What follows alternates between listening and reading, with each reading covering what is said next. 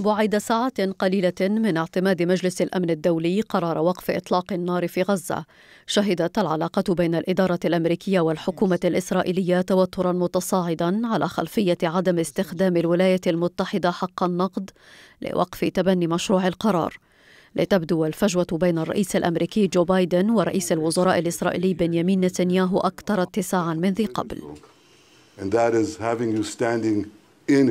وفي رد فعل سريع ألغى نتنياهو زيارة لوفد من مسؤولين كبار إلى واشنطن هذا الأسبوع.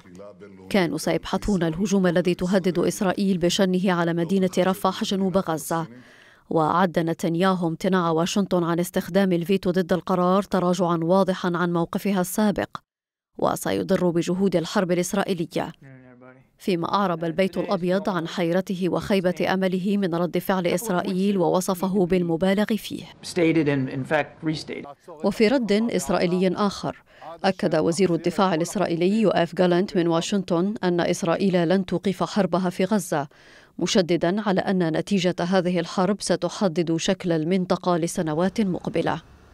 ويأتي امتناع الولايات المتحدة الأمريكية عن التصويت في الأمم المتحدة بعد مد وجزر وتبادل للتصريحات بين بايدن ونتنياهو على خلفية الحرب في غزة، وتزايد الضغوط لوقف إطلاق النار ليس فقط من حلفاء واشنطن، ولكن أيضا من عدد متزايد من أعضاء الكونغرس لكبح جماح إسرائيل.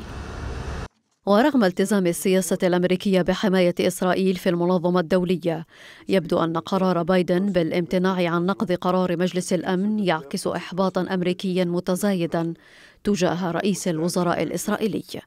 أمينة بن دحمان، TRT عربي.